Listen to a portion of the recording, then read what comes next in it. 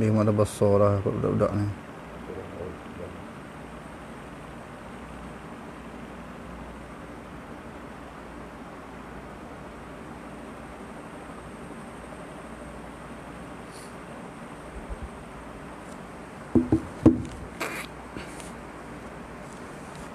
Bismillahirrahmanirrahim. Alhamdulillahirabbil alamin. Nahmaduhu wa nasta'inuhu wa nastahdihi wa nastaghfiruh. Wa na'udzu billahi min shururi anfusina wa min sayyiati a'malina. Man yahdihillahu fala mudilla lahu wa man yudlil falan tajida lahu waliyyan mursyida. Asyhadu an la ilaha illallah wahdahu la syarika lah wa asyhadu anna Muhammadan 'abduhu wa rasuluh. Allahumma shalli wa sallim wa barik ala Muhammad wa ala alihi wa ashabihi ajma'in. Allahumma rabbi shrah li sadri wa yassir li amri wahlul 'uqdatam min lisani yafqahu qawli wa la hawla wa la quwwata illa billahil 'aliyyil 'azim. Allahumma la sahla illa ma ja'altahu sahla wa anta taj'alul huzna in syi'ta sahla. Rabbi yassir wa la tu'assir wa atmim bil khair, amma ba'd. Alhamdulillah, bersyukur kepada Allah Subhanahu Wa Taala kerana pada pagi ini kita dapat lagi menyambung kuliah duha kita, dan insya-Allah pada kesempatan ini kita nak bahas dua isu. Yang pertamanya berhubung dengan suatu riwayat tentang Raja Hercules menyimpan gambar para nabi, termasuklah gambar Nabi Muhammad sallallahu alaihi wasallam. Semalam saya kata tak ada riwayat tersebut. Jadi ada beberapa orang sahabat hantar video dan beberapa perbahasan tentang riwayat tersebut. Lalu bila saya cek dan saya kaji, riwayat itu ada, cuma tidak ada suatu riwayat yang sahih. Ibnu Katsir juga menyebut di dalam kitabnya ketika mentafsirkan ayat alladzina yattabi'una ar-rasulan nabiyyal ummiyya, dia juga turut mengemukakan riwayat tersebut. Jadi hadirin sekalian, di sini saya akan jawab semua riwayat yang dikemukakan tentang kisah tersebut, tentang kisah Raja Hercules menyimpan gambar para nabi. Jadi daripada jalan yang pertama ataupun jalur yang pertama dikeluarkan akhrajahu Ismail Asbahani fi Dalailin Nubuwah. Jalan yang pertama dikemukakan oleh Ismail Asbahani di dalam kitab Dalailun Nubuwah, dan juga Imam Baihaqi di dalam Dalailun Nubuwah juga. Lalu disebut daripada jalan Abdul Aziz bin Muslim bin Idris. Dia kata telah menyampaikan kepada kami daripada Abdullah bin Idris bin Shurahbil bin Muslim daripada Abi Umamah Al-Bahili, daripada Hisham bin Auf Al-Amawi, Hisham bin Auf Al-Amawi. Dia kata, lalu dia ceritalah riwayat ini. Lalu ulama-ulama jarah wa takdir, ulama-ulama jarah wa ta'dil ketika membahaskan riwayat yang dibacakan tadi, mereka mengatakan bahawa hadza tariqu dha'ifun jiddan. Jalan yang diambil oleh Ismail Asbahani di dalam kitab Dalailun Nubuwah dan juga Imam Baihaqi di dalam kitab Dalailun Nubuwah juga. Jadi ulama-ulama kata, ulama jarah wa ta'dil ketika membedah siasat riwayat ini mengatakan hadza tariqu dha'ifun jiddan fihi Abdul Aziz bin Muslim ibni Idris wa Abdullah ibni Idris bin Abdul Rahman la yu'rafani. Dia kata jalan ini sangat lemah kerana Abdul Aziz bin Muslim dan juga Abdullah bin Idris, mereka berdua tidak dikenali. Walam yutarajjam lahuma lahuma ahadun. Mana-mana orang pun tidak menghuraikan, menerangkan tentang latar belakang mereka.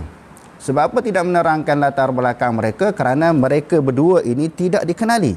Siapa dia? Abdul Aziz bin Muslim dan juga Abdullah bin Idris. Jadi jalan pertama adalah lemah, tidak boleh dipegang dan juga dipakai. Jalan yang kedua dikeluarkan oleh Abu Nu'aim Asbahani di dalam kitab Dalailun Nubuwah daripada jalan Mas'ud bin Yazid Al-Qattan. Dia berkata telah memberitahu kepada kami Abu Daud dan telah menyampaikan kepada kami Abbad bin Yazid daripada Musa bin Uqbah Al-Qurshi bahawasanya Hisham bin Auf dan juga Nuaim bin Abdullah, dan mereka menyebut dua orang lelaki yang lain pergi bertemu dengan Raja Hercules, dan Raja Hercules menunjukkan kepada mereka itu gambar para nabi, termasuklah Nabi Muhammad sallallahu alaihi wasallam. Jalan yang kedua juga adalah lemah kerana perawi yang disebutkan tadi seperti Mas'ud bin Yazid Al-Qattan, salah seorang daripada perawi yang meriwayatkan kisah ini adalah tidak diketahui, majhul, tidak diketahui oleh ulama-ulama jarah wa ta'dil tentang kepribadiannya. Jadi syarat untuk kita menerima hadis dan juga riwayat daripada sirah, perawi-perawi itu terlebih dahulu perlu dikenali. Jadi bila orang tak kenal, bagaimana nak tahu tentang latar belakangnya, sama ada ianya siqah ataupun tidak. Dia kata dalam riwayat tadi adalah Ubbad bin Yazid majhul, dan tidak ada orang yang menghuraikan tentang latar belakang beliau. Itu jalan yang kedua. Jalan yang ketiga dikeluarkan oleh Imam Bukhari di dalam Tarikh Kabir, jilid yang pertama, muka surat 179. Orang kata Bukhari bawa keluar. Imam Bukhari, hadirin sekalian, sebagai pengetahuan untuk kita semua, kalau yang kitab-kitab yang ditulis oleh Imam Bukhari selain daripada Sahih Bukhari, maka ada yang tidak sahih, ada yang dhaif, ada yang lemah. Yang dikatakan sahih iaitu Sahih Bukhari. Imam Bukhari bukan sahaja menulis kitab yang dikenali dengan Sahih Bukhari, banyak lagi kitab-kitab yang ditulis, di antaranya Tarikh Kabir, dan juga kitab Adabul Mufrad. Jadi banyak lagi kitab-kitab yang dia tulis. Yang dikatakan sahih itu adalah Sahih Bukhari. Yang lain, kitab-kitab yang ditulis oleh beliau boleh dipertikaikan, dan ada riwayat-riwayat yang tidak sahih. Okey. Jalan yang ketiga dikeluarkan oleh Imam Bukhari di dalam kitab Tarikh Kabir, dan juga Abu Nuaim di dalam Dalailun Nubuwah, dan juga Imam Tabrani di dalam Mu'jam Awsat, Baihaqi di dalam Dalailun Nubuwah juga. Jadi dalam tarik ataupun jalur riwayat yang ketiga juga adalah lemah. Kerana apa? Dia kata di sini padanya fihi Sa'id bin Muhammad ibni Jubair. Sa'id bin Muhammad dan juga Ibnu Jubair, dari bin Ibnu Jubair telah berkata Ibnu Qattan, dia adalah merupakan orang yang waham. Adalah orang yang waham, maknanya orang yang lemah. La tu'rafu lahu halun, tidak diketahui keadaan dia macam mana. Tadi saya sebut, untuk orang nak bedah siasat, seseorang perawi yang meriwayatkan hadis ataupun sejarah, dia perlu dikenali. Tetapi kalau latar belakang dia orang tak kenal, nak bahas macam mana? Sama ada dia siqah ataupun tidak, adil ataupun tidak dikenali. Maka oleh kerana ada beberapa perawi yang meriwayatkan kisah tersebut tidak dikenali, maka ulama kata riwayat yang ketiga juga tidak boleh dipegang. Maknanya jalur yang keempat, iaitu riwayat yang dikemukakan, yang disandarkan kepada Ubadah bin Samit. Kepada Ubadah bin Samit, ini juga para ulama menyebut adalah perawi yang tidak boleh dipegang ataupun diambil, kerana di sini ada seorang yang dikenali dengan Thabit bin Abdullah ibni Zubair, majhulul hal. Dia adalah seorang yang tidak dikenali, hal keadaannya tidak dikenali. Jadi secara kesimpulan riwayat-riwayat yang menyebut tentang Raja Hercules, perbahasan ini panjang, saya nak buat kesimpulan, semuanya adalah lemah. Sebab itu ulama membuat kesimpulan daripada 4 jalan tadi dan riwayat-riwayat yang lain, fatabayyana min dzalika anna al-qissata wahiyatun la tasbutu min ayyi wajhin. Adalah kisah ini adalah merupakan kisah yang sangat lemah dan tidak ada sabit daripada mana-mana wajah. Selain daripada 4 jalan, 4 wajah tadi yang kita kemukakan tadi, jalan-jalan yang lain juga tidak boleh diambil, tidak boleh dipegang, tidak boleh dijadikan sebagai sandaran. Sebab itu saya kata semalam tidak ada riwayat. Riwayat yang sahih mengatakan Raja Hercules menyimpan gambar para nabi. Jadi kesimpulannya riwayat itu tidak sahih. Perbahasan yang kedua, walaupun dah banyak kali saya bahaskan, saya syarahkan, saya terangkan, tetapi sahabat-sahabat yang ramai minta saya bahas sekali lagi. Sebab dia duk dengar ceramah dan dia membaca tulisan-tulisan yang mengatakan bahawa sesiapa yang berpegang ataupun menganggap bahawa Allah Subhanahu Wa Taala berada di atas arasy, maka dia sesat. Ada orang kata macam tu daripada kalangan ustaz, kalangan penceramah, sesat dan terkeluar daripada Islam.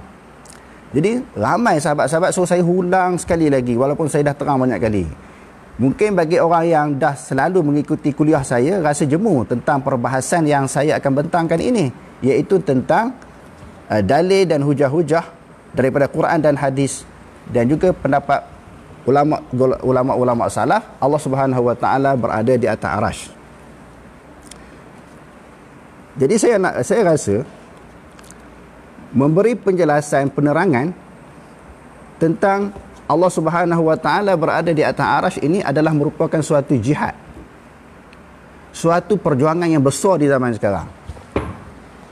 Sebab apa? Masih ramai lagi daripada kalangan masyarakat, khususnya para asatizah, tok-tok guru, orang-orang alim, agamawan, bukan sahaja mereka mengatakan Allah Subhanahu Wa Taala itu tidak bertempat, tetapi mereka cuba mengeluarkan golongan yang mengatakan Allah Subhanahu Wa Taala itu di atas arasy itu adalah kufur, sesat dan terkeluar daripada akidah Ahlussunnah wal Jamaah.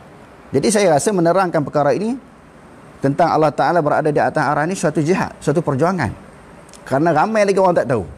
Jadi saya pun tidak akan rasa jemu untuk menerangkan dan mensyarahkan masalah ini. Dan sebahagian daripada orang pula berpendapat, kenapa duk asyik bincang benda-benda forok? Perkara ini dah selesai begitu lama. Ulama dulu dah bahas dah. Jadi saya nak sebut, kalau dah selesai, maka tak jadilah pergaduhan antara dua pihak. Isunya sekarang ni tak selesai lagi. Cuba tuan-tuan tengok tazkirah ceramah yang disampaikan oleh Ustaz Muhib Khawli. Tiap malam dia buat live kan. Bila dia kata Allah Ta'ala atas arasy, berapa ramai orang lawan dia, berapa ramai orang tentang dia, berapa ramai orang menyesatkan dia, berapa ramai orang menghasut supaya dia keluar daripada negara Malaysia. Macam-macam tuduhan yang dilontarkan kepada dia, termasuklah dikatakan dia ni Daesh, dia ni ISIS dan sebagainya. Sedangkan dialah golongan yang menentang Daesh, dialah salah seorang daripada orang yang menentang Daesh dan juga ISIS.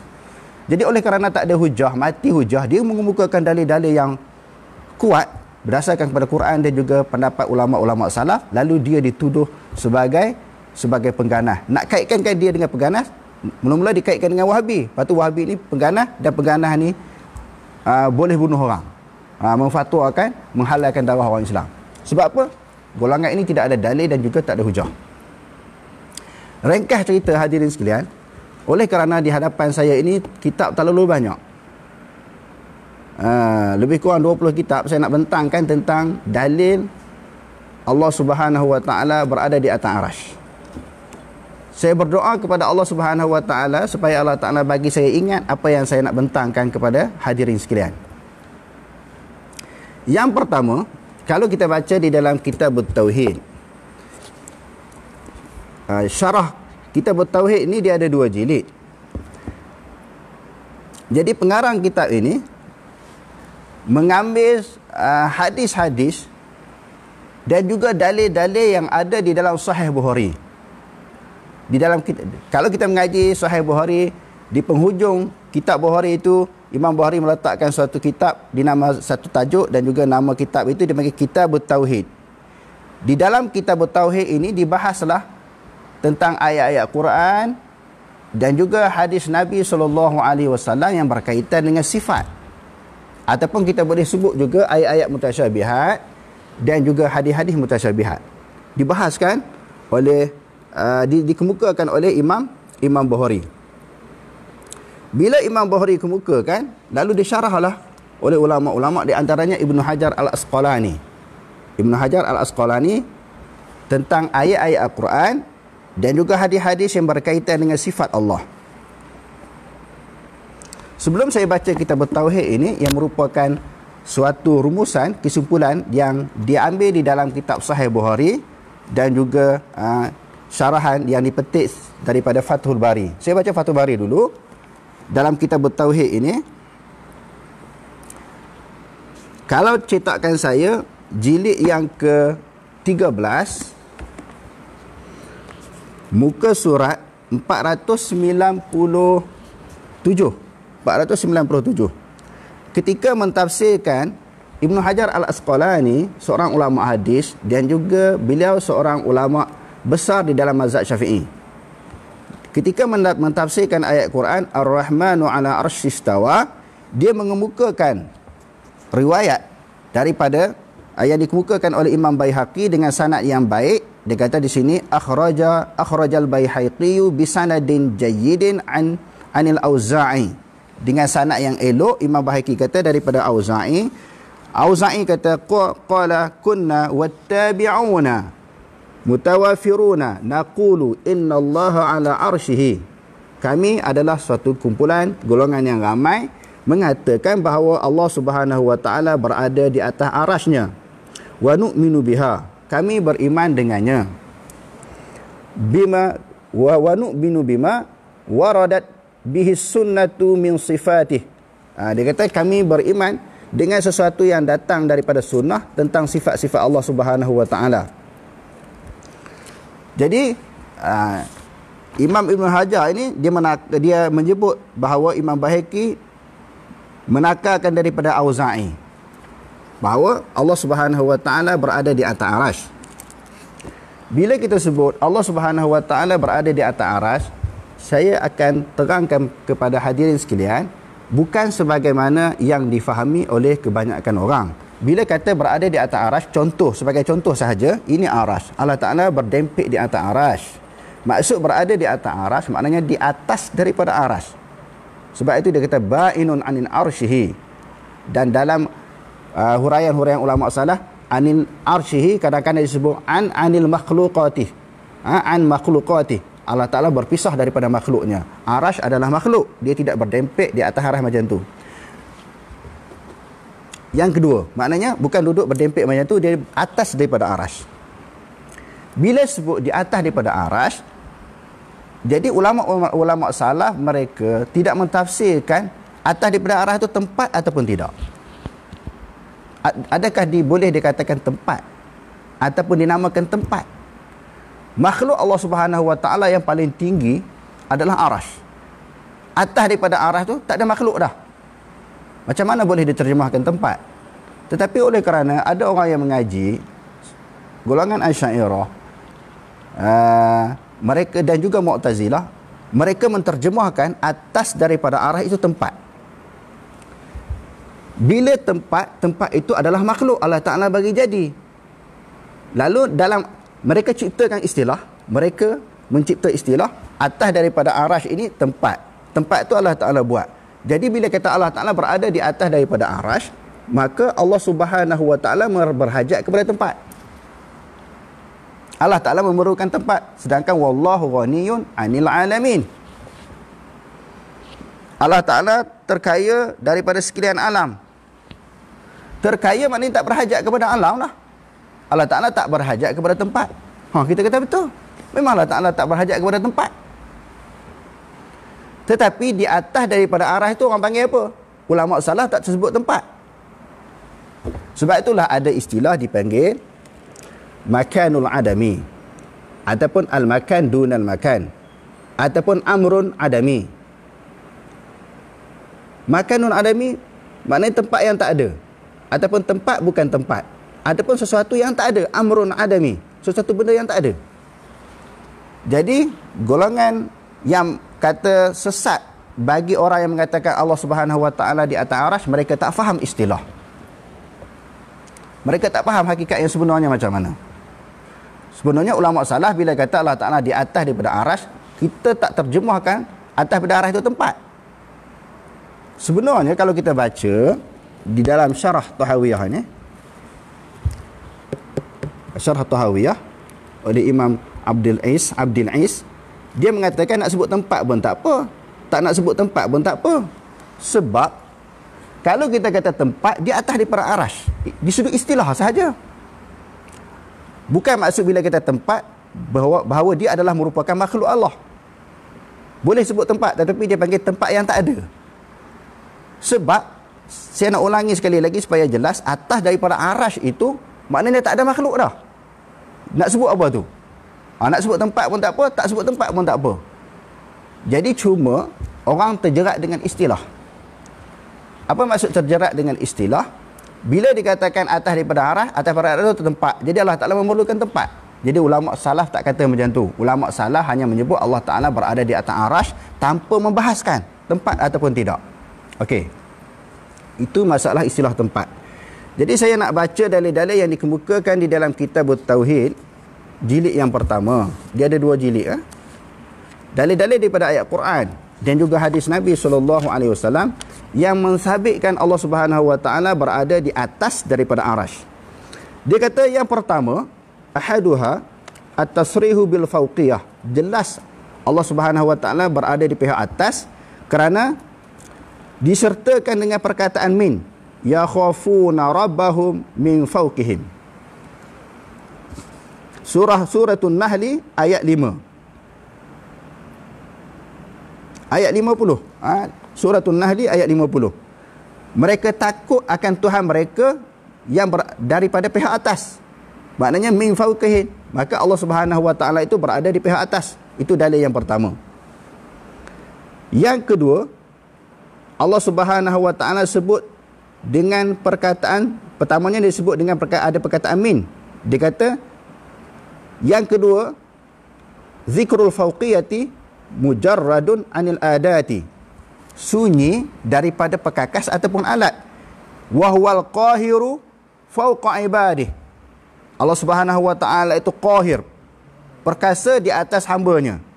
Itu dalil yang kedua. Yang ketiga, at-taslisu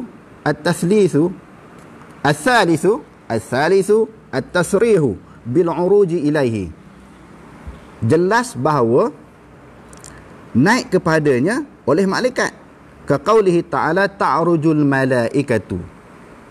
Naiklah, mi'rajlah oleh malaikat, waruhu ilaihi, dan ruh kepadanya. Kan orang yang mati ni naik bertemu dengan Allah Ta'ala, dan dia ada satu tempat roh yang disediakan oleh Allah Ta'ala naik ke langit, dan juga malaikat ini siang malam silih berganti sebagaimana hadis riwayat Muslim kan, pergi bertemu dengan Allah Ta'ala. Jadi kalau golongan yang takwil itu terpulanglah dia nak takwil. Yang tu tak ada masalah, dia nak takwil dia punya pasal. Tapi nak ceritanya, dalil yang dipegang oleh ulama-ulama yang mengatakan Allah Ta'ala berada di atas arash, ini sebahagian daripada dalil daripada ayat Quran. Okey, tadi yang ketiga, sabitnya malaikat dan roh bertemu dengan Allah. Ar-rabi'u, dalil yang keempat, at-tasrihu bis-su'udi. Bis-su'udi, terang bahawa dengan naiknya ilaihi yas'adu. Ilaihi yas'adul kalimut tayyibi. Ilaihi yas'adul kalimut tayyibu. Kepada dia lah naik kalimah-kalimah yang baik. Maknanya amalan-amalan yang baik, pahala-pahala yang dilakukan oleh manusia ini naik bertemu. Bertemu Allah Subhanahu Wa Ta'ala. Yang kelima, tentang jelasnya Allah Subhanahu Wa Ta'ala mengangkat Nabi Isa alaihi salam dengan firman-Nya barrafa'ahu Allahu ilaihi. Barrafa'ahu Allahu ilaihi. Bahkan Allah Ta'ala mengangkat Nabi Isa kepadanya. Ayat yang seterusnya, inni mutawaffika wa rafi'uka ilayya. Wahai Isa, aku akan mewafatkan kamu. Mewafatkan di sini ulama tafsir menyebut maknanya menidurkan Nabi Isa alaihi salam lalu diangkat naik ke langit. Yang keenam, dalil daripada ayat Al-Quran, wa huwal aliyul azim. Allah Ta'ala maha ali, maha tinggi. Bila maha tinggi, atas daripada segala-galanya. Tadi saya sebut arash adalah merupakan makhluk yang paling tinggi. Atas daripada arash apa dia? Makhluk dah tak ada dah. Atas daripada arash tak ada makhluk dah. Yang adanya Allah Subhanahu Wa Ta'ala. Wa huwal aliyul kabir. Dan juga Allah Ta'ala itu maha tinggi dan juga maha besar. Yang seterusnya, ayat yang berikutnya, innahu aliyun hakimun. Sesungguhnya dia adalah maha tinggi lagi maha bijaksana. Yang ketujuh, tanzilul kitabi. Dia kata at-tasrihu bitanzilil kitabi minhu. Secara jelas dan juga terang, turunnya kitab daripada sisi Allah. Kitab Al-Quran turun daripada langit. Turun daripada mana? Yang tuan-tuan belajar. Turun daripada langit. Allah Ta'ala berada di atas langit. Maka arash itu di atas daripada langit. Maka jelasnya hadirin sekalian, berdasarkan kepada hujah yang ketujuh yang dikemukakan dalam kitab ini, turunnya kitab daripada langit. Yang turunnya kitab itu daripada langit, yang Allah Subhanahu Wa Ta'ala berada di atas langit. Jadi orang kata sekejap atas langit, sekejap atas arash. Jadi nak bagi tahu, ulama sebut langit itu yang paling tinggi, di atasnya adalah arash. Allah Subhanahu Wa Ta'ala ada di atas daripada arash. Yang keseterusnya, yang ke-8, dikata hujah yang Allah Subhanahu Wa Ta'ala berada di atas arash ini tentang Allah Ta'ala sebut dalam Quran, innal ladzina 'inda rabbika, sesungguhnya yang berada, golongan yang berada di sisi engkau. Di sisi engkau tu siapa dia? Iaitu malaikat muqarrabin. Yang ke-9, amintum man fis sama', adakah kamu merasa aman yang daripada Allah yang berada di langit? Cuma ulama tafsir bahaslah, sebagai ulama kata azab Allah Ta'ala yang berada di langit. Tak apalah dia nak pegang lagu tu. Jadi bagi golongan salah, mereka menjadikan ayat ini sebagai dalil mengatakan Allah Ta'ala berada di langit. Dan yang ke-10, jelas bila orang berdoa ini mengangkat tangan ke langit. Bila berdoa mengangkat tangan ke langit. Kalau kata Allah Ta'ala tak bertempat ataupun di mana-mana, kadang-kadang ke langit Rabbana, ataupun begitu ke, begitu bawah ke, sebab Allah Ta'ala tak bertempat. Okey, ini di dalam kitab tauhid dihurai banyak lagi. Saya tak nak baca semua alasan yang dikemukakan kerana banyak lagi kitab-kitab yang saya nak kemukakan, nak bongkarkan, nak jelaskan, nak tunjuk kepada hadirin sekalian bahawa dalil yang cukup banyak Allah Subhanahu Wa Ta'ala berada di atas arash. Dah 3 kitab saya baca. Kitab yang keempat, Tuhfatul Ahwazi, ketika mensyarahkan Al-Mubarakpuri ini, ketika mensyarahkan hadis 3320 tentang Allah Subhanahu Wa Ta'ala, wallahu fawqa dhalik, Allah Ta'ala atas daripada yang demikian itu, maknanya atas daripada langit. Lalu dalam kitab Tuhfatul Ahwazi menyebut, fihi dalilun ala anna Allah Ta'ala fawqal arshi. Pada hadis tersebut adalah merupakan suatu dalil bahawa Allah Subhanahu Wa Ta'ala berada di atas arash. Wa hadza huwal haqqu, dan ini adalah perkara yang benar. Ini adalah yang benar. Wa alaihi, dan di atasnya tadulul ayatul qur'aniyah. Di atas pegangan ini menunjukkan ayat-ayat Quran wal ahadithun nabawiyah, dan juga hadis-hadis. Jadi Mubarakpuri kata daripada hadis tadi menunjukkan daripada ayat-ayat Quran, juga hadis-hadis Nabi, wa huwa mazhabus salafis salihin. Mubarakpuri kata apa? Dan juga pegangan ulama salafus salih minas sahabah wat tabi'in wa ghairihim, daripada kalangan sahabat, tabi'in dan selain daripada mereka, min ahlil ilmi, daripada ahlul ilmi, ridwanul ilmi, ridwanullahi alaihim ajma'in, yang diredai oleh Allah Subhanahu Wa Ta'ala kepada mereka ajma'in, kesemuanya. Pertamanya di sudut ilmu mereka diredai, dan Allah Subhanahu Wa Ta'ala juga meredai mereka, sebab dalam Quran kata radhiyallahu anhum wa radu'an. Qalu inna Allah Ta'ala ala arshihi. Golongan daripada kalangan sahabat dan juga tabi'in, mereka mengatakan sesungguhnya Allah Subhanahu Wa Ta'ala, qalu inna Allah Ta'ala istawa ala arshihi, sesungguhnya Allah Subhanahu Wa Ta'ala istiwa di atas arash. Istawa di atas arash. Lepas tu semalam pun Ustaz Muhyiddin Khalil sebut istawa, orang Arab faham, dia orang Arab. Jadi kalau kita tengok perbahasan ulama bahawa istawa ni, kita kata memang berada di atas arash lah. Sebab itu Imam Malik kata istiwa maklum, di sudut orang Arab dia faham. Okey, nanti kita akan bedah satu persatu. Dia kata ala arsyihi bila kaifin. Bukan dengan kaifiat macam mana tak tahulah. Wala tashbihin, dan tidak menyamakan Allah dengan sesuatu yang lain. Wala ta'wilin, dan tidak ditakwilkan. Wal istiwa'u ma'lumun. Istiwa itu maklum. Wal kaifu majhulun, dan kaifiatnya adalah tidak diketahui. Dan Mubarak Puri juga menyebut wal jahmiyatu qad ankarul arsya, mereka menafikan Allah Subhanahu arash wa an yakuna Allahu fawqahu. Golongan yang menafikan adalah Jahmiyah, menafikan arash dan menafikan Allah Taala berada di atas arash. Jadi hadut nafi itu maknanya golongan Jahmiyah. Wa qalu innahu fi kulli makanin.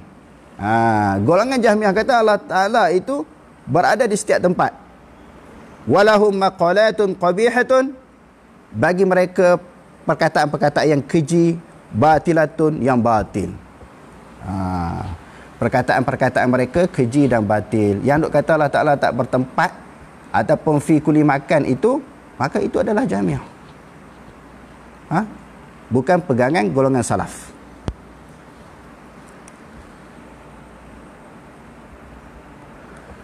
In syi'tal wuqufa, jika kau hendak terhenti ala dalailil mazhabis salaf, untuk berpegang mengetahui tentang dalil-dalil yang dikemukakan oleh ulama salaf, wal itla'i ala raddi maqalatil jahmiyah, dan untuk menolak pendapat-pendapat Jahmiyah al-batilah yang batil, fa'alaika an tutali'a kitab al-asma'i was sifat. Kalau kamu nak tahu dengan jelas, dengan terperinci, dengan hujah yang kuat, kamu kena mutalaah kitab apa? Asma' wal sifat yang dikarang oleh Ibn Taymiyah. Jadi kita baca Asma' wal sifat. Kita kena macam kita buru pelanduk kijang lah. Dia pergi ke mana kita ikut. Maknanya kalau kitab ni kata kena buka kitab ni, kita buka kitab ni. Dia kata kena buka kitab lain, kita buka lagi. Inilah dipanggil perbahasan, kajian dan juga perbahasan. Kalau nak faham betul-betul lah. Jadi kita buka pula Asma' wal sifat. Kita tengok betul tak apa yang disebut oleh Mubarak Puri.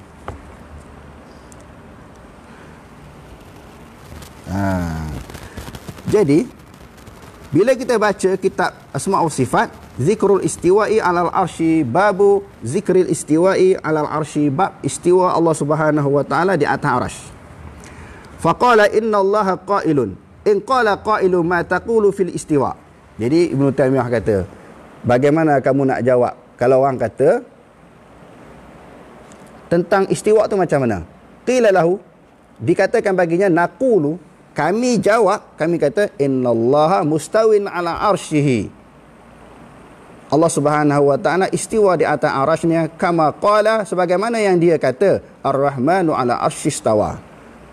Tuhan yang pemurah itu istiwa di atas arasy. Lalu dikemukakan lagi oleh Ibnu Taimiyah di dalam kitab ini dalil yang lain, ilaihi yas'adul kalimut tayyibu wal amalu salih yarfa'uhu. Kepadanya lah naik akan amalan-amalan yang baik, pahala-pahala yang baik. Pahala-pahala yang baik dan juga amalan yang soleh diangkat kepadanya.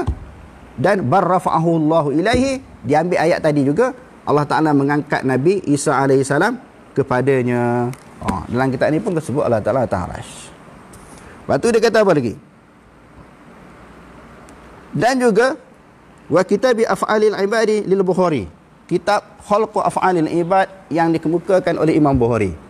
Betul tak Imam Bukhari pun kata Allah Ta'ala atas arasy? Sebab Mubarak Puri dia sandarkan kepada kitab yang dikarang oleh Imam Bukhari.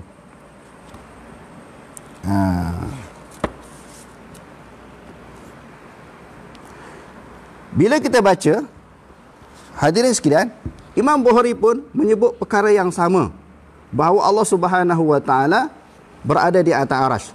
Lalu dikemukakan ayat yang mana Firaun minta Haman, supaya Haman ini membuat apa dia? Membuat suatu tangga sampai ke langit. Firaun menafikan kenyataan Nabi Musa AS, bahawa Nabi Musa itu berada, Nabi Musa mengatakan Allah Ta'ala di atas arasy. Lalu Firaun kata bahawa, bagi tahu kepada menteri dia Haman, tolong buatlah maknanya tangga yang panjang sampai ke langit, aku nak tengok betul tak Tuhan Musa ada di langit. Jadi Imam Bukhari ketika menakalkan pendapat Ibnu Mubarak, qala Ibnu Mubarak, la naqulu kama qalatil Jahmiyatu. Kami tak kata sebagaimana yang dikata oleh Jahmiyah. Innahu fil ardi ha huna. Jahmiyah kata Allah Ta'ala berada di bumi. Lalu dia kata bal alal arsy istawa. Bahkan dia di atas arasnya istawa. Imam Bukhari juga turut mengatakan Allah Subhanahu Wa Ta'ala berada di atas arasy. Lalu Mubarak pun disebut lagi wa kitabil alwi liz-Zahabi, dan juga kitab al-alwu yang dikarang oleh Imam Zahabi. Kita tengok betul tak Imam Zahabi pun kata begitu.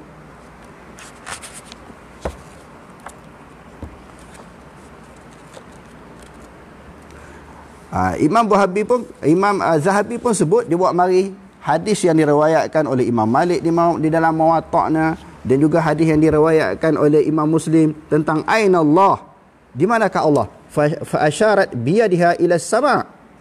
Lalu jariah ini mengisyaratkan bahawa Allah Ta'ala berada di langit. Lepas tu yang Rasulullah kata aqtiqha fa innaha mu'minatun, merdekakan dia kerana dia adalah seorang yang mukminah.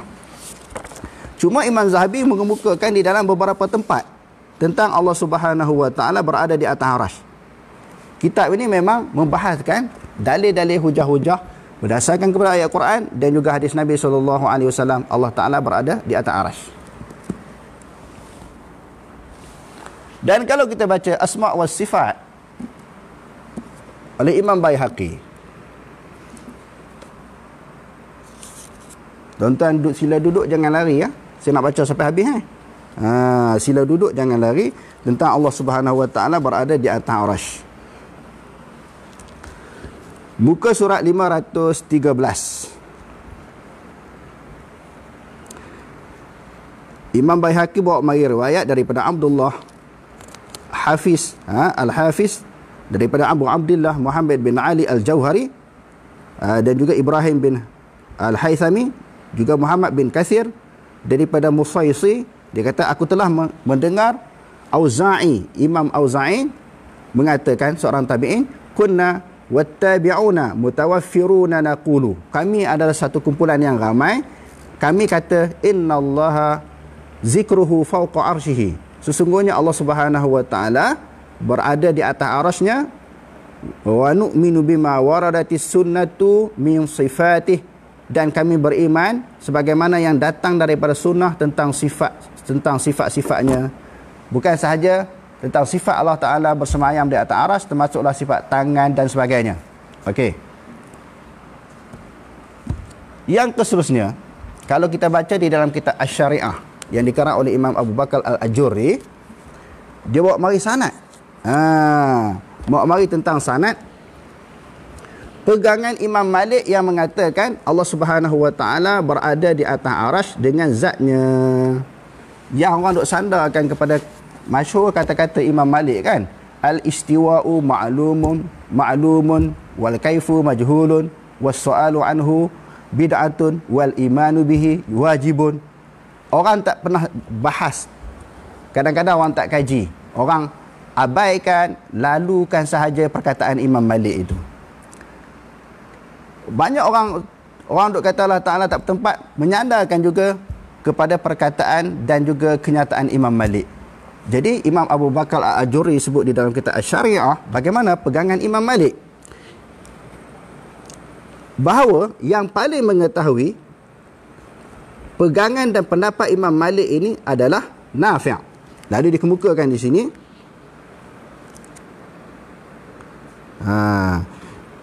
telah mengkhabarkan kepada kami oleh Abul Fadl Ja'far bin Muhammad Al-Sandali.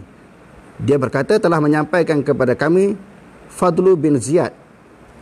Dia kata aku telah mendengar Aba Abdullah Ahmad bin Hanbal, maknanya anak kepada Imam Ahmad bin Hanbal, berkata qala Malik bin Anas, telah berkata Malik bin Anas, Allah Azza wa Jalla fis samai, Allah Subhanahu Wa Ta'ala berada di langit, wa ilmuhu fi kulli makanin, dan ilmunya berada di setiap tempat.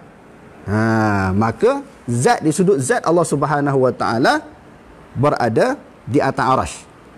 Tetapi di sudut ilmunya maka berada di setiap tempat. Sebab tu adalah Al-Quran, wa huwa ma'akum, ma'ana ma'akum bihablil warid. Itu di sudut ilmu, bukan di sudut zat. Jadi Imam Malik sendiri berdasarkan kepada sanad yang sahihnya bahawa dia sendiri mengatakan Allah Subhanahu wa taala berada di atas arasy. Sebab tu disebut al-istiwa ma'lumun. Istiwa adalah maklum. Maknanya Imam Malik faham macam mana maklum. Maklum di situ maknanya maklum istiwa Allah taala berada di atas arasy. Cuma fi kulli makan di sudut ilmunya. Di sudut ilmunya.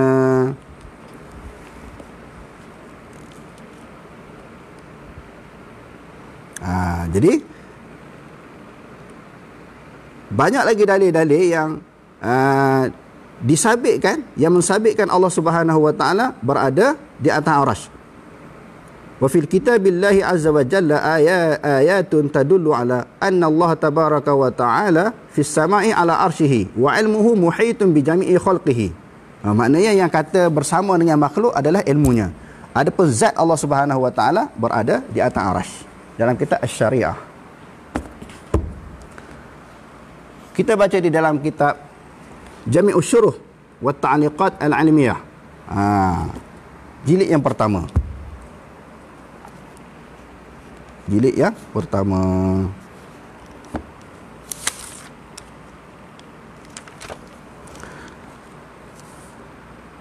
Di dalam mentafsirkan summastawa 'alal arsy, surah A'raf itu summastawa 'alal arsy. Kemudian Allah Subhanahu wa taala berada di atas arasy. Dikata di sini wal arsyu wa huwa a'lal makhluqati. Arasy itu adalah makhluk yang paling tinggi. Laisa faqahu makhluqatun. Tidak ada di atas pada arasy itu makhluk, sesuatu makhluk pun. Wallahu jalla wa ala fawqa arsyihi. Allah Subhanahu wa taala berada di atas arasy. Fa hadza fihi isbatul alwi. Dan di sini adalah menunjukkan isbat ketinggian Allah. Isbatul alwi lillahi azza wa jalla fawqa makhluqatih, atas daripada segala makhluknya. Kita tengok jilid yang kedua pula.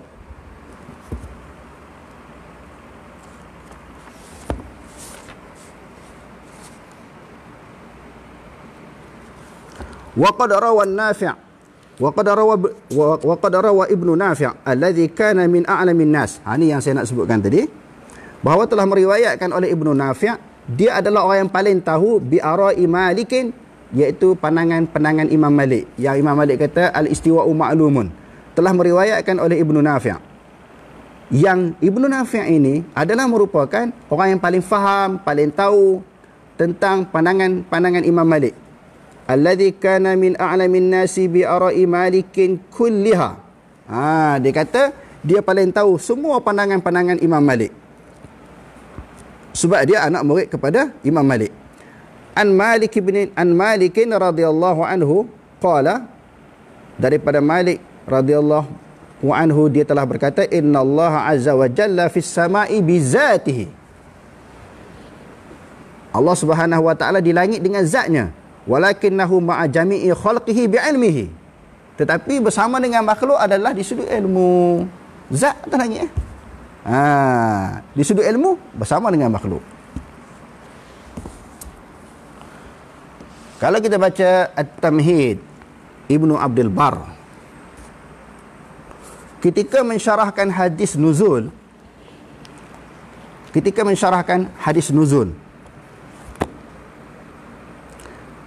dia kelahiran dia 368 dan wafat pada 463. Maknanya sebelum kedatangan Muhammad bin Abdul Wahhab. Tak boleh nak dikaitkan dengan Wahabi. Sebelum kedatangan Ibn Taymiyah. Jangan duk kait dengan Wahabi. Ketika mensyarahkan hadis nuzul, dia kata kan yanzilu rabbuna ila sama'id dunya fi thuluthil lail al-akhirah. Maknanya al-akhiri, maknanya Allah Subhanahu wa taala turun ke langit bumi pada 1/3 malam. Pada masa itu siapa nak doa-doa, Allah Ta'ala akan makbulkan. Siapa nak bertaubat, Allah Ta'ala akan terima taubat dia. Jadi Ibnu Abdul Bar kata, wa fihi dalilun ala, dalam hadis tadi adalah sebagai suatu dalil ala anna Allah azza wa jalla fis sama'i 'alal 'arsy. Sesungguhnya Allah Subhanahu wa taala berada di langit di atas arasy-Nya, min fawqi sab'i samawatin, di atas daripada langit yang ketujuh. Kerana apa? Arasy ini sebagaimana yang disebutkan tadi, atas daripada langit yang ketujuh, Allah Taala atas daripada arasy.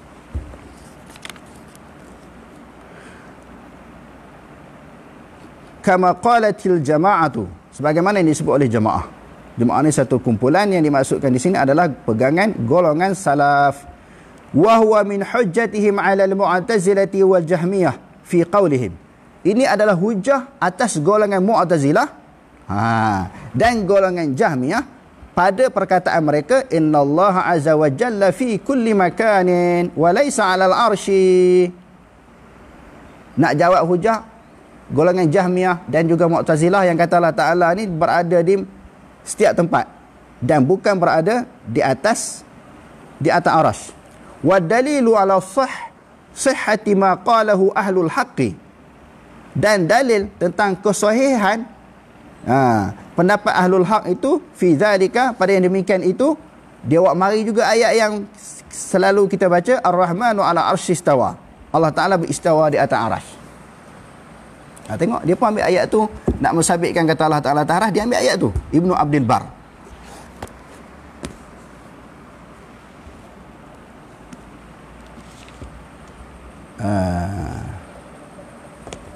Okey, kalau kita baca Urfu Syazi, syarah kepada Sunan Tirmizi.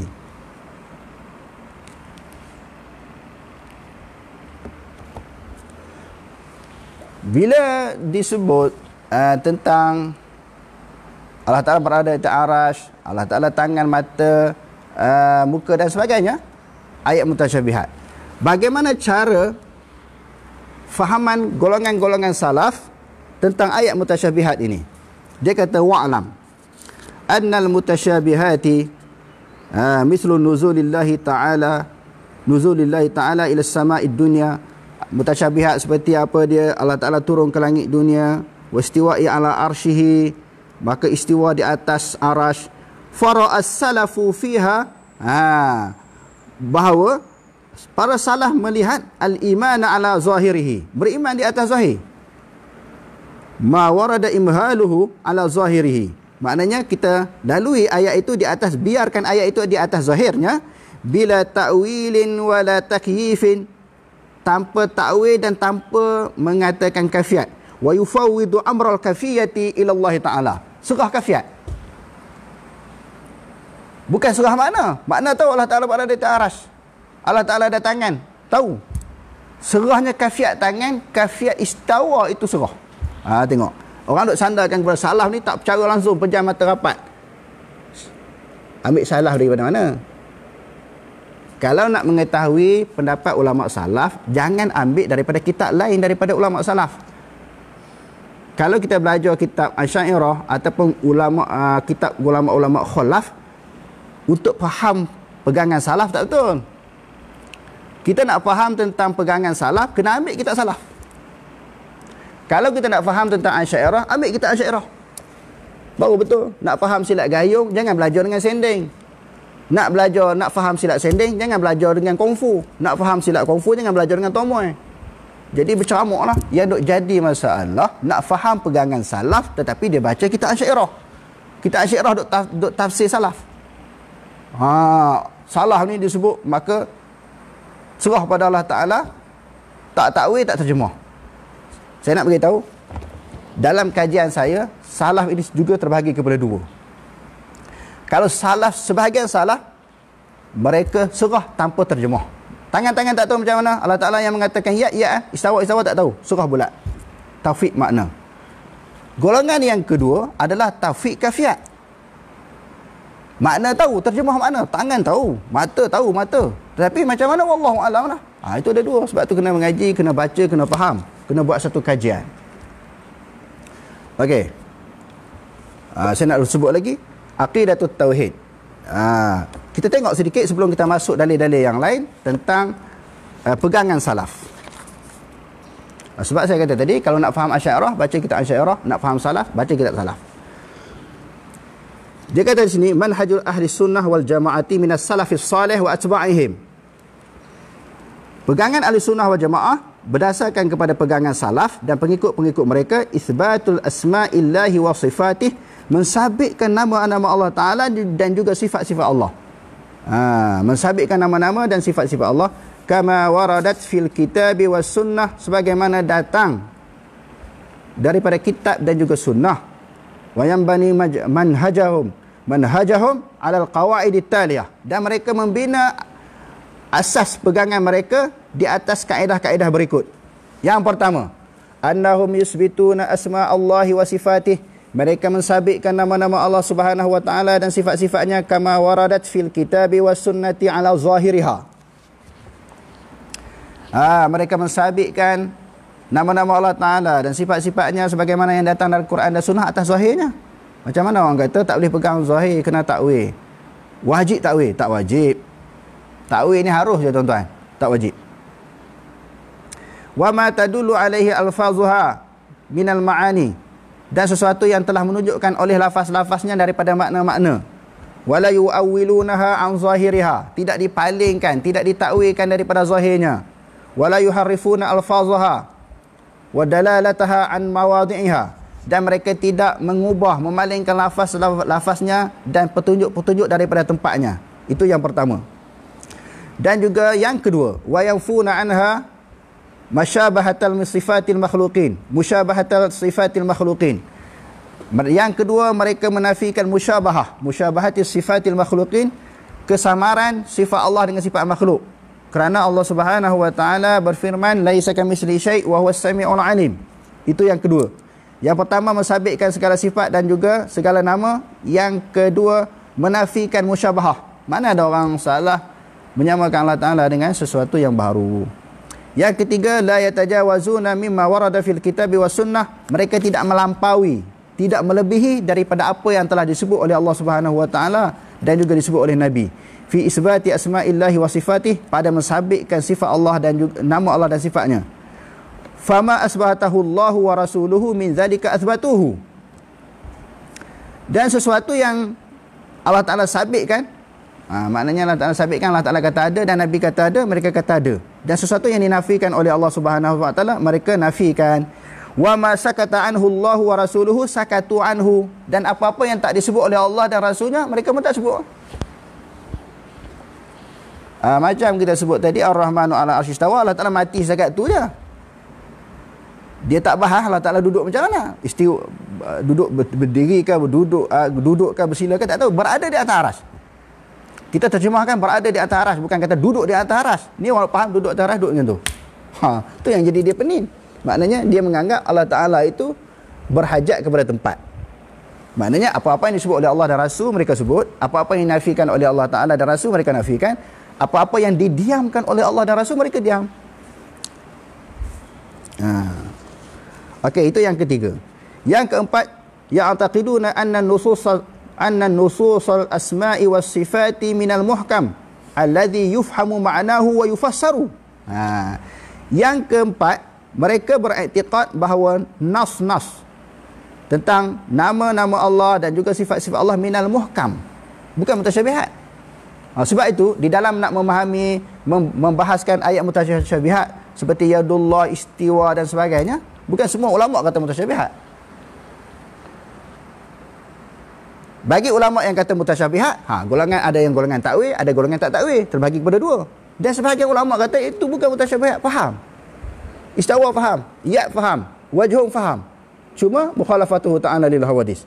Dia kata yufhamu ma'nahu wa yufassaru, difahami maknanya dan ditafsirkan, laisat minal mutasyabih, bukan daripada mutasyabih. Fala yufawwiduna ma'naha, mereka tidak serahkan maknanya kepada Allah. Kama yunsabu, sebagai dinasabkan, sebagaimana orang menasabkan kepada mereka. Maknanya hak ni tak betul ya dah. Orang yang menasabkan kepada mereka ini, yunsabu dzalika ilaihim, golongan yang menasabkan kepada mereka tak betul. Yang kata salah ni tafwid, tanpa tafsir, tanpa terjemah, tak betul dia kata. Itu sandaran sahaja kepada salah. Salah tak begitu.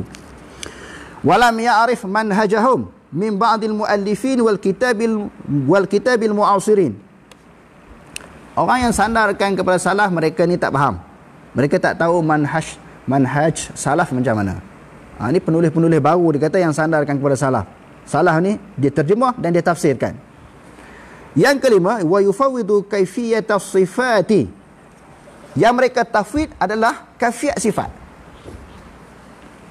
Salaf ini yang tafwid adalah kaifiat. Bukan makna tangan. Tangan memang tangan lah. Atas-arah berada atas-arah. Apa yang mereka tafwidkan maknanya kaifiat berada atas arah. Tangan tu macam mana? Illallah ta'ala. Wala yabhathu anha. Dan mereka tak bahas. Muhammad mati setakat tu. Okey. Kalau kita baca kitab yang berikutnya, Hujjatul Balighah, Syekh Waliullah.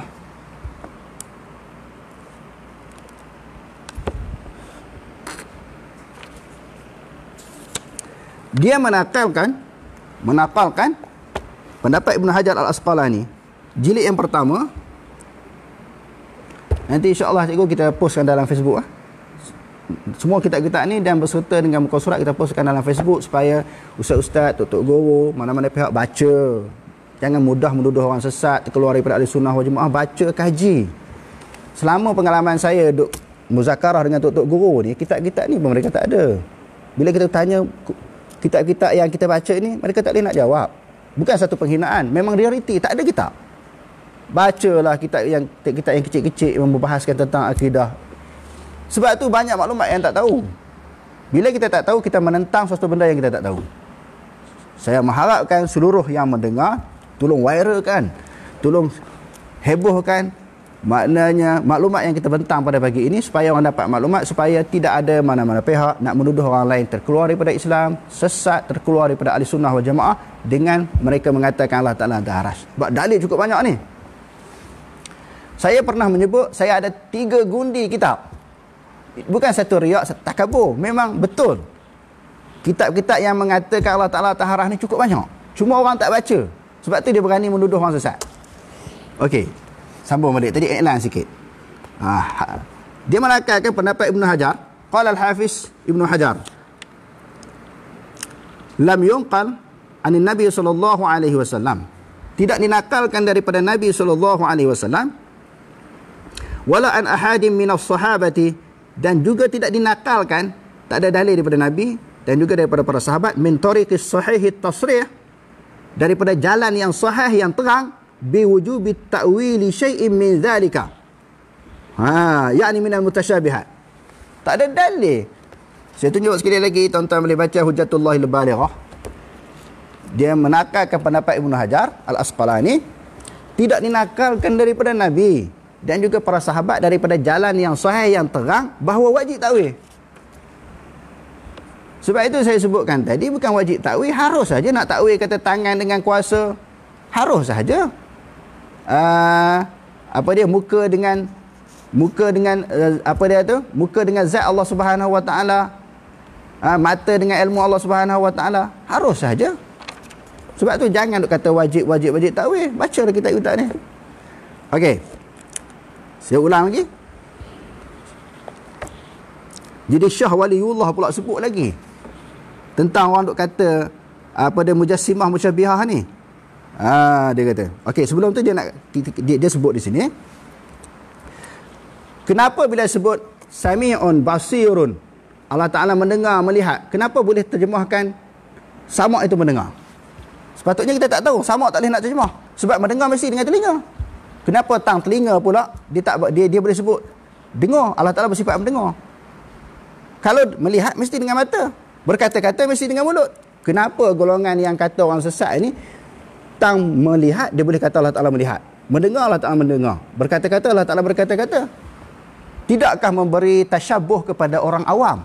Nanti bila kata Allah Ta'ala mendengar, mungkin orang faham dengar dengan telinga, bercakap mesti dengan mulut, melihat dengan mata. Tentu dia boleh terjemah pula.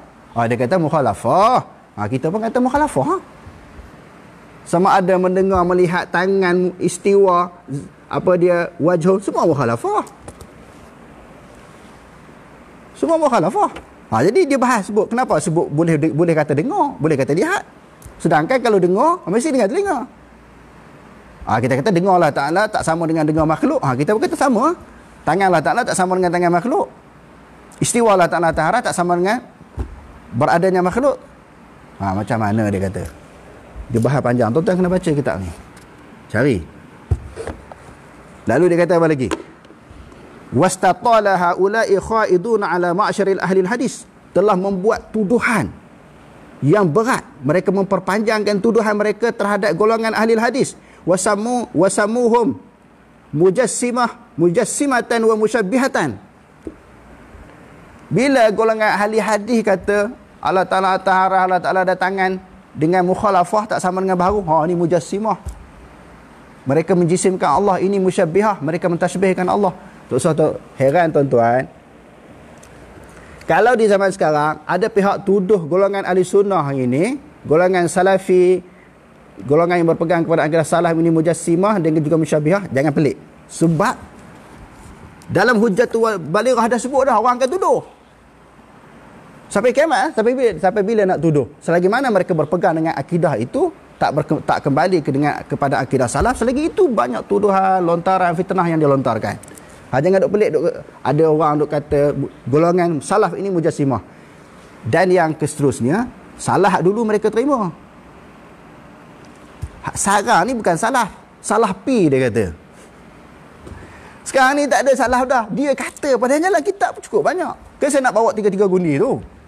Saya tak boleh hurai Allah Ta'ala Ta'arah ni. Mari semangat tuan-tuan. Sebab orang duk kata pegangan ini sesat. Tak payahlah saya bawa 3 gundi tu. Padan dengan 20 kitab yang saya kemukakan pada malam pada pagi ni. Malam pula dah. Duk tuduh mujassimah ni, Syekh Waliullah kata berlambak. Orang duk kata lama dah kepada golongan hadis ini. Golongan ahli hadis mengatakan Allah Ta'ala Ta'arah ni.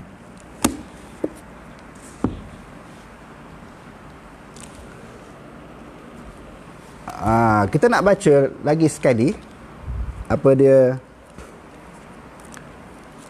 Tuhfatul Ahwazi ketika mensyarahkan hadis mutasyafiat, di antaranya Allah Subhanahu wa taala ni tentang masalah tangan ini, bagaimana dalam kitab Tuhfatul Ahwazi menghuraikan makna amirruha bila kaifin. Sebab orang duk kata ambil ruha, lalu je ayat tu, jangan duk hurai, jangan duk terjemah. Salah faham lagu tu, salah. Kita tengok dalam Tuhfatul Ahwazi dia kata apa? Amir ruha bila kaifin, lalu ili ayat itu tanpa menyebut kafiat macam mana, bisiratil amri, dengan lafaz amar, minal imrari, ay ajridha ala zahiriha. Lalu ayat itu atas zahirnya, wala tu'ridu laha bita'wilin, dengan tidak membentangkan dengan suatu takwilan, wal harifin, dan juga memalingkan ayat itu kepada maksud yang lain. Bal fawwidul kaifa ila Allah Subhanahu wa taala. Maknanya yang kita kata tafwid bukan tafwid makna, tetapi tafwid kafiat. Bukan tafwid makna, tetapi tafwid kafiat. Sebab itu dia sebut ketika Mubarakpuri mensyarahkan tentang hadis yang saya sebutkan tadi, yang Allah Taala membiakkan harta sedekah ini dengan tangan, dia kata, Imam Tirmizi kata, وقد قال غير واحد من أهل العلم في هذا الحديث وما يشبه هذا من الروايات من الصفات والنزول ربي تبارك وتعالى كل ليلة إلى سماء الدنيا قالوا تثبت الروايات في هذه ويؤمن بها, diimani ayat-ayat mutasyabihat itu ataupun hadis-hadis mutasyabihat, wala yutawahhamu wala yuqalu kaifa, tidak diwahamkan dan tidak ditanya bagaimana. Kalau yang dikatakan tasybih itu seperti kita kata, dia menakarkan pendapat Ishaq ibnu Ibrahim, innama yakunu tashbihu. Dengar, kalau sebut tangan sahaja tak kata tasybih. Innama yakunu tashbihu idza qala yadun kayadin, tangan Allah Ta'ala seperti tangan makhluk, au mislu yadin, ataupun seumpama tangan. Tu barulah kata tasybih. Kalau kata tangan saja tidak tasybih. Au sam'un ka sam'in, dengar seperti dengar, Allah Ta'ala mendengar seperti pendengaran yang lain. Tu salah. Au mislu sam'in, ataupun seperti mendengar, ataupun seumpama mendengar. Kalau kata tangan seperti tangan ataupun seumpama tangan, baru kata tasybih. Kalau kata Allah Ta'ala ada tangan saja, Allah Ta'ala ada mata, ada jari yang disebut dalam hadis kan, serah pada Allah Ta'ala lah. Serah di sudut kafiat, bukan di sudut makna. Kalau kita kata tangan Allah seperti tangan makhluk, hak tu baru tasbih. Mana ada orang salafi, orang wahabi hak gila kata macam tu. Bukan kata orang wahabi hak alim, hak gila. Hak gila pun tak kata macam tu. Tak ada pun wahabi. Cuma golongan yang berpegang kepada akidah salah ni dituduh wahabi.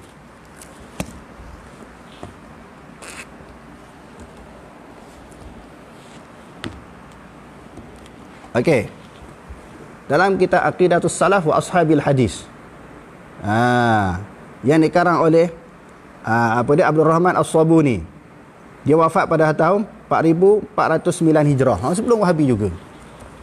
Dia menakalkan pendapat ulama-ulama hadis.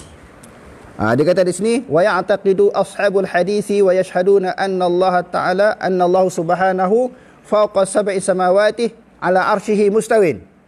Kama nataqa bihi kitabuh fi qawlihi azza wa jalla fi suratil A'raf inna rabbakumullahu alladhi khalaqas samawati wal ard fi sittati ayyam. Dia kata ini i'tiqad ulama-ulama hadis. Yang kata Allah Ta'ala Taala itu i'tiqad ulama hadis. Baca kitab ni.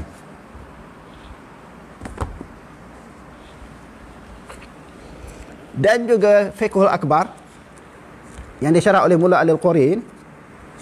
Dia sebut juga di dalam kitab ini Imam Abu Hanifah menyebut di dalam kitab Al-Wasiyah bahawa dia mengatakan dia beriman dan juga kita kena beriman bahawa Allah Subhanahu wa taala berada di atas arasy. Fiqhul Akbar.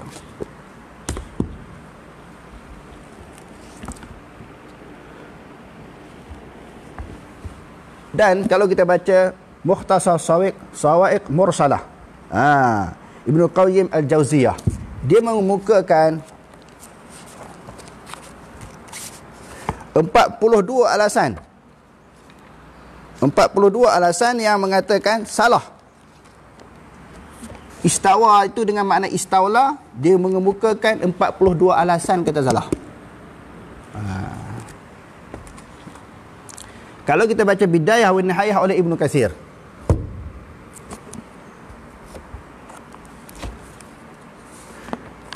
siapa yang kata, yang terjemah istawa itu dengan makna istawla, iaitu seorang akhtal, orang Nasrani. Ini juga disebut oleh Ibnu Hajar Al-Asqalani ketika membahaskan Ar-Rahmanu ala arsyistawa. Dia kata yang mentafsirkan istawa dengan istawla adalah golongan Mu'tazilah dan juga golongan Jahmiyah. Jadi itu yang pertama. Golongan ini ambil daripada perkataan akhtal. Bila Bishrun menguasai Iraq, datangnya akhtal seorang Nasrani ini, dia mengemukakan ucapan-ucapan tahniah. Apa ucapannya? Dia kata qad istawa Bishrun 'ala al-Iraq. Sesungguhnya telah istawalah Bishrun di atas negeri Iraq min ghairi safin, tanpa menggunakan pedang, wadamin mukhraq, dan juga berlaku pertumpahan darah. Istawa dengan makna istawla itu adalah akhtal seorang Nasrani. Bila dia kata macam tu, sebahagian orang golongan Asy'ariyah ambil perkataan dia istawa dengan makna istawla. Sebab itu Ibnu Katsir kata, Bidayah wa Nihayah, boleh baca, dia kata walaysa fihi dalilun fa inna hadha istidlalun batilun. Kalau nak ambil istawa dengan makna istawla itu adalah istidlal yang batil min wujuhin katsirah, dengan sebab-sebab yang banyak. Wa qad kana al-akhtalu nasraniyan. Nak ambil kata istawa dengan makna istawla banyak salah. Kalau saya sebut Ibnu Jauzi tadi, dia kata 42 alasan kata salah terjemah istawla itu. Tapi kalau orang nak pegang, terpulanglah. Tapi dia kata ulama-ulama kata salah. Cuma saya nak sebut, kalau nak pegang dengan istawa dengan makna istawla tu, banyak benda-benda yang keliru yang boleh menyebabkan salah faham. Salah faham daripada maksud yang sebenarnya. Kerana istawa dengan makna istawla tu diambil daripada mula-mula sekali perkataan akhtal, yang akhtal ini seorang Nasrani. Dan istawla menguasai summastawa ala al-arsh, kemudian dia menguasai, mentadbir, memerintah arasy. Maka sebelum ada arasy, Allah Ta'ala tak merintah. Kalau kita terjemahkan bahawa summastawa ala arsh, dia berkuasa, maka Adakah kepada aras sahaja Allah Ta'ala berkuasa? Kepada bumi Allah Ta'ala tak berkuasa ke? Kalau kata memerintah, maka sebelum dia merintah tu apa dia? Sebelum dia menguasai aras, sebelum ada aras, adakah Allah Ta'ala tak merintah? Adakah Allah Subhanahu Wa Ta'ala tidak menguasai? Sebab tu dia kata 42 alasan salah. Tengok baca Bidayah wa Nihayah.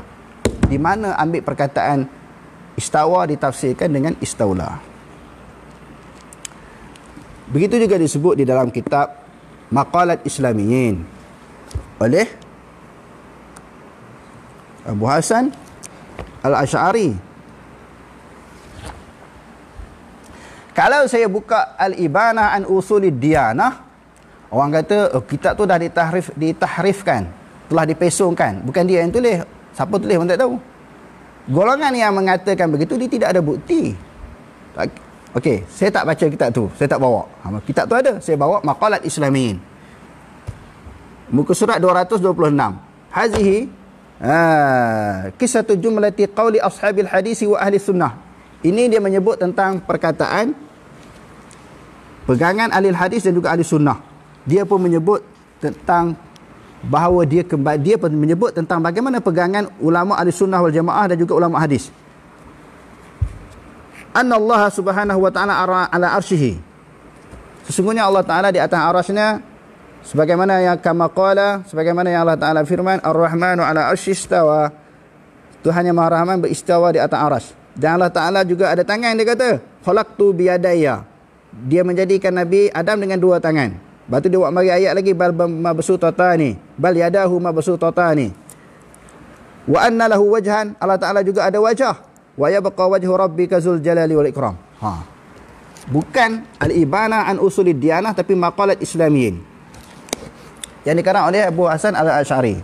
Satu lagi, ada satu kitab lagi, 3 kitab yang menyebut benda yang sama, Ar-Risalah ila Ahli Sughri. Tu pun tuan-tuan boleh baca kitab tu.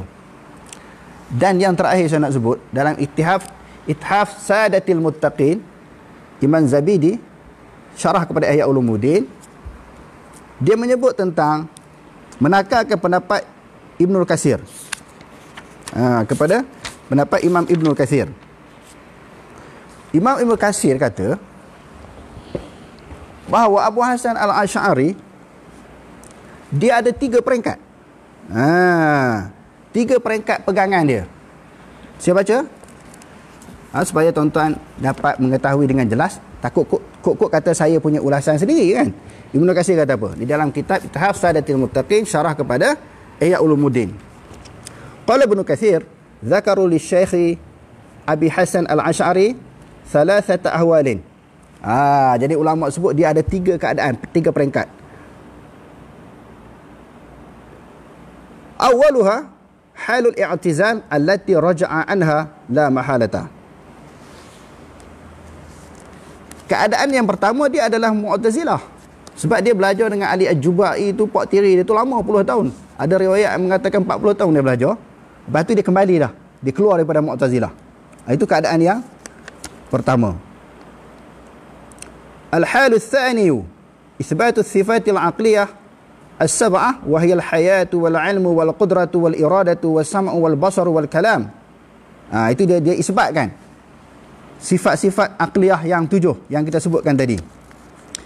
Dan di peringkat yang kedua ini ta'wilul juz'iyyati kal wajhi wal yadain wal qadami wasaq wa nahwi dhalik. Dia mentakwilkan, ni peringkat yang kedua dia takwil. Sebahagian daripada sifat Allah Ta'ala seperti muka, 2 tangan, kaki, betis dan sebagainya. Itu keadaan yang kedua lah. Dia masih mentakwilkan lagi sifat-sifat yang berkaitan dengan ayat mutasyabihat. Yang ketiga, wahalu thalithu isbatu dzalika kullihi min ghairi takyifin. Dia mensabitkan sifat-sifat Allah Ta'ala tanpa takyif. Takyif ni maknanya bagaimana wala tashbih. Tidak mentashbihkan. Jiryan ala manawil salafi. Ala manawil salafi. Dia berlalu di atas jalan salaf. Sebagaimana yang disebut di dalam kitab apa dia? Tadi disebut di dalam kitab Maqalat Islamiyin dan juga Ar-Risalah ila Ahli Sughri. Jadi pengarang kitab ini dia menakalkan pendapat perkataan Ibnu Katsir. Ini golongan yang ketiga, maknanya peringkat yang ketiga, dia berjalan di atas pegangan salaf. Wa hiya tariqatuhu fil ibanah yang dia pegang sebagaimana yang disebut di dalam kitabnya Ibanah allati sannafaha akhiran, yang dia tulis kitab yang terakhir dia tulis sebelum dia wafat. Memang betul lah. Yang orang kata dia telah tahrif, dia telah lari, dia telah kitab tu telah diubah suai, bukan dia yang tulis. Tak, Ibn Katsir kata betul. Dia kembali balik kepada akidah salaf. Banyaklah saya buktikan tadi maqalat Islamiyah. Jadi kesimpulannya lebih kurang 20 kitab yang saya bentangkan. Janganlah mana-mana individu menganggap pihak yang mengatakan Allah Subhanahu Wa Taala itu Wahabi, sesat, kufur, terkeluar daripada akidah Ahlussunnah wal Jamaah. Tak betul. Itu yang pertama. Yang keduanya, masih ada tak golongan yang berpegang kepada akidah salaf? Masih ada. Inilah dalil-dalil yang kita kemukakan tadi. Tuan-tuan tolong share lah kepada sahabat-sahabat, dan juga jadikan isu yang kita bentangkan pada pagi ini suatu perbincangan untuk menghilangkan kekeliruan. Saya walaupun saya berpegang kepada akidah salaf, saya tidak mengkafirkan Asy'ariyah, saya tidak menyesatkan golongan Maturidiyah. Semua innamal mu'minuna ikhwatun. Semua orang Islam bersaudara. Cuma berbeza di sini adalah forok kepada akidah. Yang jadi duk berbalah kuat itu mereka menganggap ini usul. Kalau berbeza kafir, berbeza sesat, berbeza terkeluar daripada Ahlussunnah wal Jamaah. Jadi saya rasa dengan pembentangan ini sudah cukup untuk menjawab hujah-hujah golongan yang kata sesat Allah Ta'ala Taharah ni. Walaupun banyak dalil-dalil lagi yang kita boleh kemukakan. Wallahu alam, aqulu qawli hadza wa astaghfirullahal azim li wa lakum. Wassalamualaikum warahmatullahi taala wabarakatuh.